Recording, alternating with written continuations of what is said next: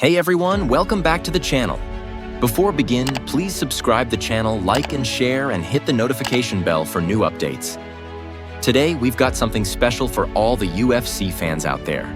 We're going to break down one of the most exciting and tactical battles in recent memory. Alexandre Pantoja versus Kai Asakura at UFC 310. If you're a fan of action-packed, skillful fighting, this was the fight to watch. In today's video, we'll be covering 10 key moments that led to Pantoja's victory. So grab your popcorn and let's dive into this incredible fight. The moment the fight started, Pantoja came out with a clear game plan: attack early and take control. From the very first bell, Pantoja took the center of the octagon, putting immediate pressure on Asakura. His high volume of strikes pushed Asakura onto the back foot, preventing him from getting comfortable. Instead of waiting for the perfect strike, Pantoja set the pace by constantly moving forward and landing quick combinations. This forced Asakura into defense mode, which made it difficult for him to find any rhythm or space to execute his own game plan. This was critical, as the early moments in a fight often dictate the energy and momentum for the rest of the battle. Pantoja didn't allow Asakura to breathe, dominating the octagon with his aggression. Round 2 was where Pantoja's grappling skills started to shine. After a couple of exchanges on the feet, Pantoja saw an opening and went for a clean double-leg takedown. Asakura didn't expect it, and just like that, Pantoja took control on the ground. He didn't just settle into a dominant position. He immediately began working to control Asakura's movements, preventing him from escaping. Ground and pound strikes followed as Pantoja remained active, landing some solid blows. This takedown was crucial because it not only showed Pantoja's wrestling prowess, but also slowed Asakura's movement, keeping him from dictating the pace. While on top, Pantoja wasted no time in looking for a submission finish.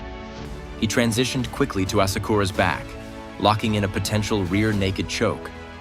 Although Asakura showed resilience and fought hard to escape, the constant submission threats kept him from being able to execute his own game plan.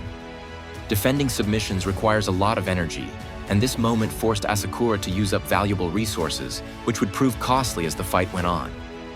Even though the submission didn't land, the pressure from Pantoja was unrelenting, and it wore Asakura down mentally and physically. In round 3, the fight took an interesting turn. Asakura found a gap in Pantoja's defense and landed a powerful uppercut followed by a hook that staggered Pantoja. For a split second, it seemed like Asakura might be able to turn the tides and capitalize on the moment. However, Pantoja's resilience was on full display. Instead of backing down, he recovered quickly. He used his footwork and defense to reset and just moments later, fired off a clean body kick that caught Asakura off guard. This kick not only stopped Asakura's momentum, but also re-established Pantoja's control over the fight. This moment was a testament to Pantoja's mental toughness and ability to recover under pressure. Later in round 3, Pantoja showed off his clinch game. Asakura tried to create space to land some strikes, but Pantoja was relentless in closing the distance. He trapped Asakura against the cage and controlled him with knees and elbows. Asakura couldn't escape the clinch, and every time he tried to move, Pantoja landed sharp strikes that wore him down even further.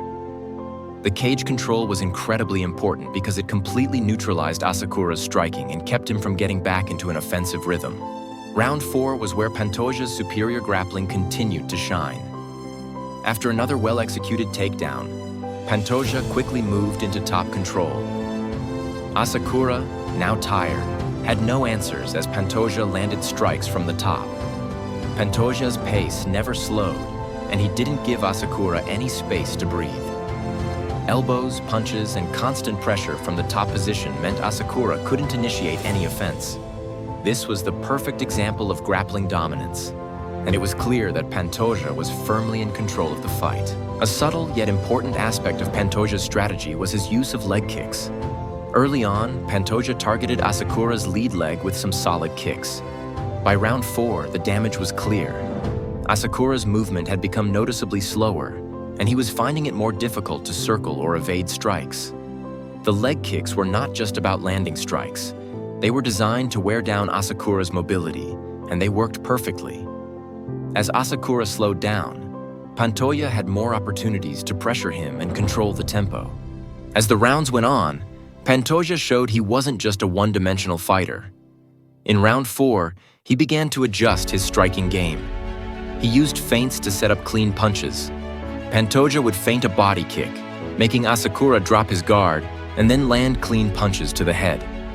These adjustments kept Asakura guessing and off balance. Pantoja wasn't just landing strikes. He was using his fight IQ to dictate the exchanges and disrupt Asakura's rhythm. As the fight entered the championship rounds, it was evident that Pantoja had the cardio advantage. While Asakura, who had been aggressive early on, began to visibly slow down, Pantoja's energy never dipped. He was constantly moving forward, throwing strikes, and engaging in the clinch, while Asakura's punches lost power and his movements became slower. Pantoja's conditioning allowed him to keep up the pressure throughout the later rounds, which was critical in wearing Asakura out. As the fight wore on, Pantoja's relentless pace and energy became a key factor in his victory. As the rounds went on, Pantoja showed he wasn't just a one-dimensional fighter. In round 4, he began to adjust his striking game. He used feints to set up clean punches. Pantoja would feint a body kick, making Asakura drop his guard and then land clean punches to the head. These adjustments kept Asakura guessing and off balance. Pantoja wasn't just landing strikes. He was using his fight IQ to dictate the exchanges and disrupt Asakura's rhythm. And that's a wrap. These 10 key moments truly showcase why Alexandre Pantoja walked away with the victory in this epic battle against Kyoji Asakura at UFC 310. His aggressive pressure, superior grappling, relentless cardio, and striking adjustments made the difference. If you enjoyed this breakdown, be sure to hit that like button, subscribe, and drop a comment below with your thoughts on the fight. Do you think Pantoja will continue to dominate the flyweight division? Let us know. As always, thanks for watching, and we'll catch you in the next one.